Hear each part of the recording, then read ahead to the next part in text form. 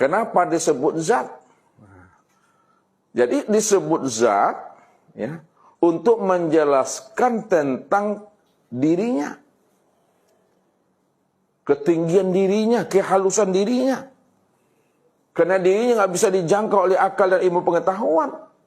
Maka diberilah ya pemahamannya dengan istilah zat. Jadi zat itu menunjukkan dirinya nggak bisa disebut, nggak bisa dijangkau itu. Nah, kalau kita sudah sampai kepada puncak yang sebenar-benarnya, tak boleh pula kita mengatakan Tuhan itu zat, tak boleh. Tak boleh pula kita mengatakan Tuhan itu sifat, tak boleh. Tak boleh pula kita menyebut Tuhan itu asma. Nih. Tak boleh pula kita mengatakan Tuhan itu adalah af'al. Tak boleh kita. Ya, jadi Tuhan itu bukan af'al, bukan asma, bukan sifat, bukan zat. Kalau tidak boleh kita menyebut af'al, asma, sifat, dan zat, lalu Tuhan itu yang mana? Allah saja. Tapi Allah yang kita sebut itu bukanlah Allah lafaz, bukanlah Allah kata-kata. Makanya Bapak Ibu jangan bertuhan kepada lafaz Allah. Jadi Tuhan yang kita maksud itu bukanlah Tuhan yang lafaz Allah. Ya. Ya. Lafaz Allah ini adalah nama untuk mengenali akan dirinya yang kosong itu. Itu dia. Ya. Allah itu, lafaz Allah itu adalah nama untuk menjelaskan dirinya. Jadi kalau Ustadz bilang Allah, jangan tulisan Allahnya yang dipahami. Ya, kalau Ustadz bilang Allah, jangan kata-kata Allahnya itu yang dipahami. Kalau Ustadz bilang Allah, jangan suara Allah itu yang dipahami. Lalu mana yang Bapak Ibu pahami kalau Ustadz bilang Allah atau Bapak Ibu mengatakan Allah? Itu Allah yang kosong loh. Allah yang hampa itu. Itu Allah yang benar-benar kosong. Lalu apa hubungannya dengan Allah? Allah ini adalah nama dari yang kosong itu. Allah itu nama dari yang kosong itu. Yang kosong itu dirinya. Karena dia nggak bisa disebut, nggak bisa dianalisa, nggak bisa dijangkau oleh akal pikir dan ilmu pengetahuan, maka disebutlah namanya Allah. Jadi Allah itu nama bagi diri yang kosong itu. Bukan lafaz Allah Bapak Ibu. Ya.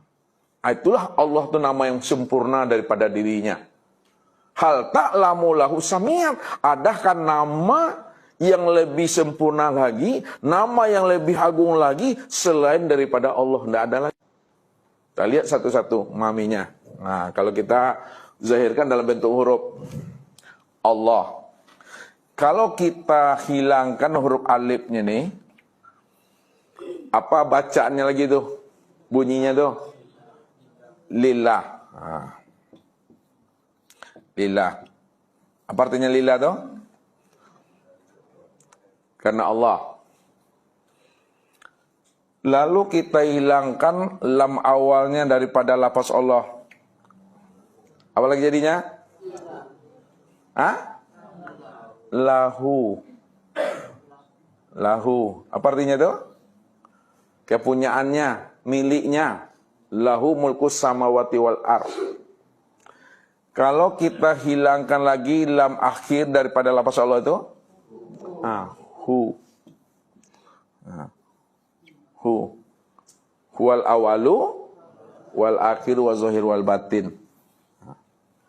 Kalau kita hilangkan huruf H pada lafaz Allah ini, apa lagi? Kosong. La sautun wala harpun allazina yu'minuna bil ghaib. Disitulah kita beriman kepada yang gaib itu. Gaibul guyub yang nggak bisa disebut. Yang nggak bisa diceritakan. Maka Allah itu nama daripada yang kosong. Nama daripada kehampaan itu. Karena tidak bisa dijangkau dengan akal fikir dan pengetahuan, maka disebutlah dengan Allah. Itu maksudnya tuh. Kalau dari Allah, jangan disebut Allah itu zat. Nah, kalau disebut Allah itu zat, dua lagi nanti di sana. Allah satu, zat satu. Tak boleh disebut Allah itu sifat, Allah itu asma, Allah itu af'al. Kalau tidak boleh, ya Allah sajalah sebutannya lagi. Cukup Allah saja gini, Allah aja. Dan Allah itu bukan lapas yang kita sebut. Allah itu nama bagi dirinya yang mana? Yang kosong itu dia. Nah, siapa yang kosong yang sebenarnya? Yang kosong itulah rahasia hakikat dirinya. Makanya segala yang wujud, segala yang ada ini hakikatnya tidak ada. Dan yang tidak ada itulah wujud yang sebenar ada. Wujud yang sebenar ada itu ya dirinya. Itu yang disebut namanya Allah itu. Nggak ada yang lain lagi itu. Itu pandangan kita Bapak Ibu memandang itu. Ya. Atau kita turunkan dia ke bawah, memahaminya. Nah ini untuk membukakan ilmunya. Yang kosong ini ya, disebut namanya yang batin. Itu dia. Sedangkan yang wujud ini disebut namanya yang zohir. Nah, yang zohir. Yang kosong disebut yang batin, yang wujud ini, nur itu disebut yang zohir. Pertanyaannya, mana sebenar-benarnya yang zohir itu? Apakah yang zohir itu yang batin, atau yang batin itu kayak yang zohir? Yang zohir itu kayak yang batin, atau yang batin itu kayak yang zohir? Coba yang mengatakan yang zohir yang batin siapa? Yang mengatakan yang zohir dan yang batin, yang mengatakan yang zohir itu yang batin siapa? Satu orang. Yang mengatakan yang batin itu, Ibu masuk. Yang zohir itu yang batin. Yang mengatakan yang batin itu yang zohir, selainnya golput. Takut. Yang batin itu ke yang zohir atau yang zohir ke yang batin? Kan terjadi dua kubu nih ulama tauhid batin. Dia mesti satu Bapak Ibu, tidak ada dua.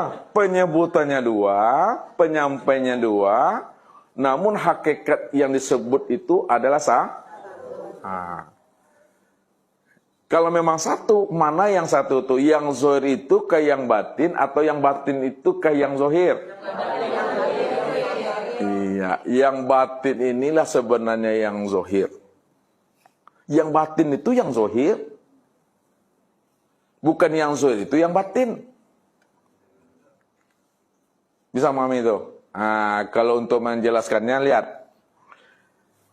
Kalau untuk menjelaskannya, biar ada perbedaannya. Kalau yang batin itulah sebenarnya yang zohir, ini bahasa ma'rifat. Bahasa ma'rifat.